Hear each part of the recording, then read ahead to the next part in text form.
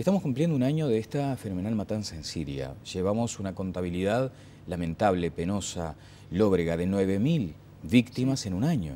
Sí, exactamente. Llevamos 13 meses ya donde hay una guerra civil en curso en Siria. Hoy justamente llegan los primeros 6 observadores de lo que va a ser una misión de 30 observadores para la paz internacional, donde Siria ya ha dicho que hay algunos países que no quiere que participen. No sabemos bien las nacionalidades finalmente de esos observadores, pero en cualquier caso el cese de hostilidades, el alto al fuego declarado por el gobierno de Bashar el-Assad en Siria es muy débil. Es muy débil porque no quiere cumplir con lo que su pueblo le viene exigiendo desde hace ya 13 meses, que es su retirada del poder, ¿verdad? Bien, Susana, hay algunos aspectos que tienen que ver con nuestra sociedad.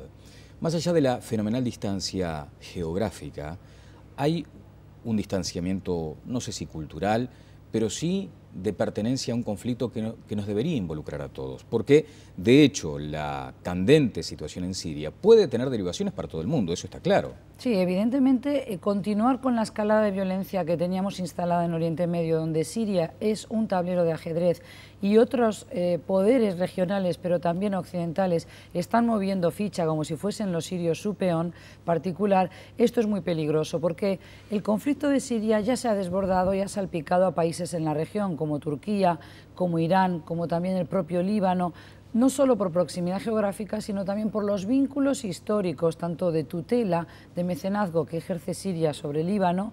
Por tanto, el gobierno de Líbano parece continuar apoyando en bloque al gobierno de Siria y esto causa también rechazo, pero también resentimiento en otros países árabes como es Arabia Saudí, que ven al gobierno de Siria mucho más próximo al de Irán, al cual consideran un rival histórico, ¿verdad? Exactamente. Luego vamos a hablar de algunas actividades que organiza Susana Mangana para que podamos decodificar este conflictivo mundo árabe que tiene cuestiones de cualquier modo muy importantes como la propia cultura, que a veces queda como relativizada. La cultura islámica muchas veces queda como en un segundo o tercer plano ante lo encendido de estas situaciones. Totalmente Susana. relegada, yo diría que queda totalmente oculta.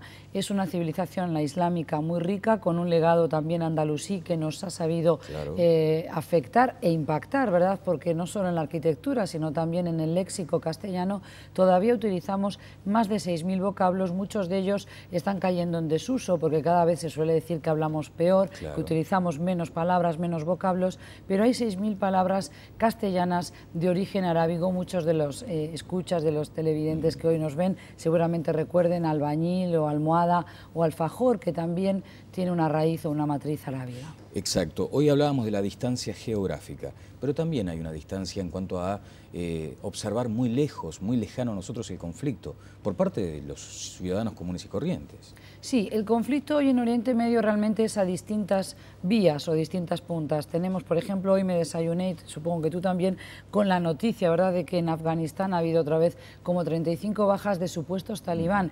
Pero es que esta guerra, que ya lleva más de 12 años en Afganistán, en Irak, lo que ha hecho es acabar por fragmentar y dividir estados muy débiles, donde lo que tenemos instaladas son comunidades étnicas, tribus, pero también distintas confesiones religiosas. Tenemos a los kurdos, que aspiran a tener a un Kurdistán independiente, que están divididos en el territorio iraquí, sirio, turco, iraní.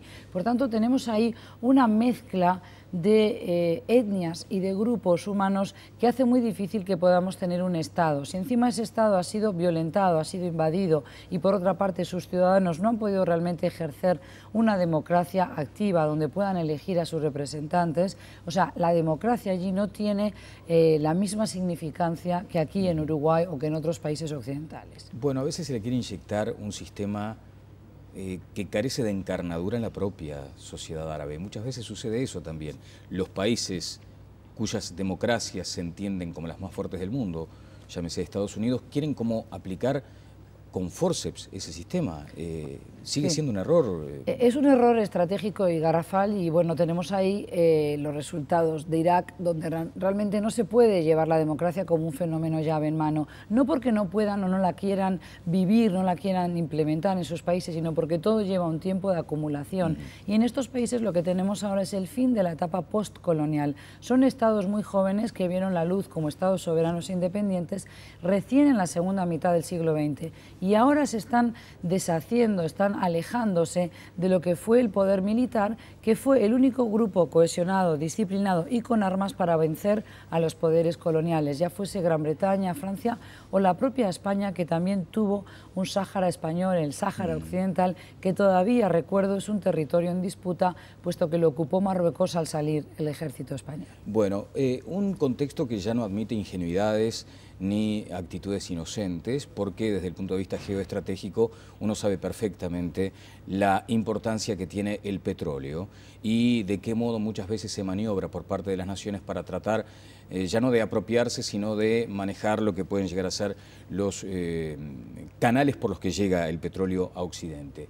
Ese sigue siendo un elemento determinante. Está el conflicto asentado en un polvorín. Claro, uno de los ejes centrales de estos conflictos, que muchas veces se nos quieren disfrazar o que adquieren una tonalidad religiosa cuando realmente no lo son en esencia, es no solo el petróleo, sino también el recurso del gas, ¿verdad? O sea, claro, todo lo que es la matriz energética fuerte. Pero incluso Cachemira, como un pasadizo, un corredor de ese gas, otro territorio también en disputa entre Pakistán e India, para que veamos que no solo es un conflicto instalado en Siria o entre palestinos e israelíes, sino que realmente tenemos una zona que es muy rica en recursos naturales. Arabia Saudí tiene el 22% de la reserva mundial de petróleo. Irán también tiene el 11,5% de esa misma reserva. Libia tiene 46.000, o tenía hace un año, 46.000 millones de barriles en reserva de petróleo, un crudo liviano muy próximo a lo que son las refinerías en Italia, en España, es decir, en la ribera sur del Mediterráneo europeo. Por tanto, yo creo que ese petróleo es un oro, pero es un oro maldito para estos países, porque lo que ha supuesto en la práctica es que muchos de ellos han enriquecido de una manera importantísima, han avanzado mucho en lo que es creación de bienestar para sus ciudadanos, por ejemplo en Arabia Saudí o en Kuwait, pero no han podido avanzar al mismo ritmo, al mismo paso en cuanto a liberalización política. Y hoy tenemos ahí una distancia entre los gobernantes y sus pueblos que reivindican más democracia, más futuro, pero sobre todo un futuro más próspero donde haya una mejor redistribución de la riqueza. Bien, Susana, no sé si compartís conmigo esta sensación que tenemos los ciudadanos comunes y corrientes. En estos conflictos de altísima tensión, ya tan tradicional, se han advertido dos cuestiones. Primero, el gran fracaso de los organismos internacionales. Tú citabas hoy, con corrección, la posibilidad de que haya observadores de Naciones Unidas específicamente analizando la tensa situación en Siria. Pero la comunidad internacional no ha estado a la altura de las circunstancias en la mayoría de los casos. Eso como lo primero. Lo segundo, la irrupción de la sociedad organizada, por ejemplo, a través de las redes sociales, de la telefonía, para tratar de tomar parte de estas situaciones. ¿Acaso con aquella ilusión de tomar parte de la solución? Sí, yo creo que ese movimiento de indignados que nació, si se quiere, en España, pero inspirándose en lo que fue el clamor del pueblo egipcio en la mítica ya histórica Plaza Tahrir, también en febrero del año pasado, yo creo que es un movimiento donde la ciudadanía, la sociedad civil está diciendo claramente basta ya, queremos tomar las riendas de nuestra vida, de nuestro futuro, y en ese sentido los países árabo-islámicos tampoco no son tan diferentes. Los ciudadanos saben que existe la posibilidad de mejorar sus vidas y lo que han hecho es tomar la calle, tomar de alguna manera medidas ellos para forzar la situación en sus países.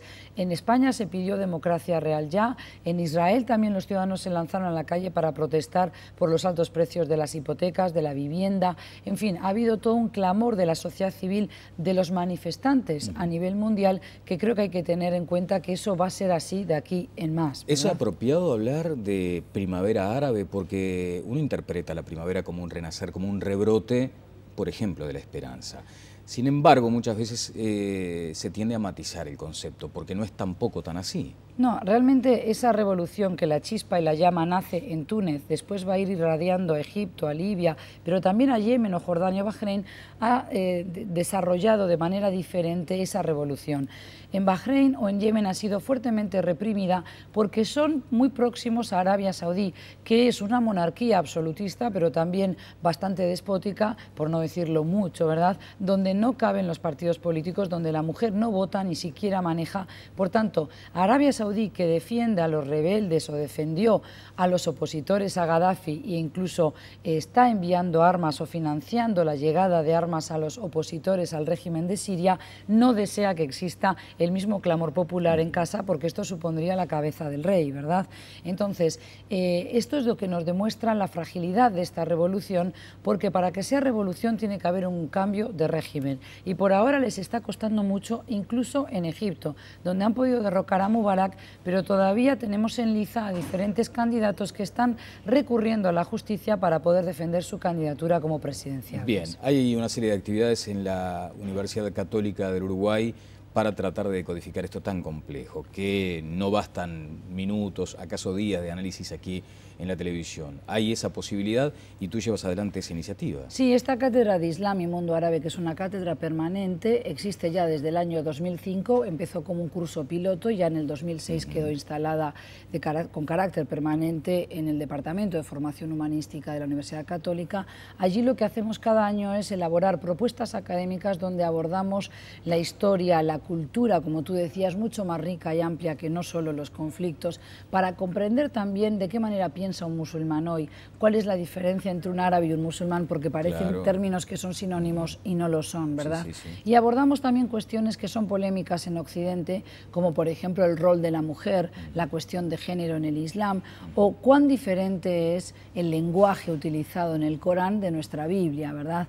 También una religión comparada, porque es una religión monoteísta, ver cómo encaran la democracia, el cristianismo, el judaísmo, pero por ejemplo también el Islam. Y de ahí surgen cuestiones y debates muy ricos, donde yo creo que el público uruguayo siente que no es una cultura tan alejada, sino que por mucho tiempo nos han inculcado esa idea, y es errada, o por lo menos es parcial. Tenemos solo una parte de la foto, pero no la foto completa. Y por tanto las actividades de esta cátedra, que justamente se inician hoy, el lunes 16 a las 7 de la tarde, nos dan ese espacio para poder abordar la historia, la sociología y también la relación no siempre fácil entre religión y política en el mundo islámico. Hoy a las 7 de la tarde, allí en un edificio anexo de la Católica, ¿no? Exactamente, es en el edificio que cae justamente en 8 de octubre 2801, esquina Comandante Braga. Correcto. O sea que aquellos que nos escuchen pueden acudir allí a la cita a las 7 de la tarde. Bien, citabas lo de la fotografía, nada tan impactante o acaso de las cosas más impactantes es aquella mujer, no sé en qué país exactamente, que se trepaba a una moto y partía aún sin el casco, o sea, con una señal impresionante. Uno la veía a veces con superficialidad, pero allí había un grito rebelde también en ese acto. Claro, lo que pasa es que tenemos la idea de que las mujeres musulmanas son como un cero a la izquierda, que están sometidas o juzgadas, y tenemos una amplia gama de mujeres. Tenemos aquellas que, aun luciendo su vestimenta islámica, su hijab, su velo, o incluso un niqab, una máscara, son profesionales o son enfermeras o son estudiantes, y que también reivindican su emancipación, pero desde los códigos y el respeto a sus bases religiosas. Y eso es lo que tenemos que aprender a aceptar y convivir con ello, porque también tenemos musulmanes, no solo en Francia, 6 millones, como bien saben los candidatos electorales hoy, sino también en Uruguay, donde la cifra todavía no es exacta, pero está entre 300 y 500 individuos que practican la fe del Islam. Y algunos, Daniel, son uruguayos, de padres uruguayos, pero que han abrazado la fe, se han convertido porque entienden que es una manera de crecer espiritualmente y les permite otra perspectiva que a ellos les encaja en su vida. Y bueno es conocerlo y respetarlo.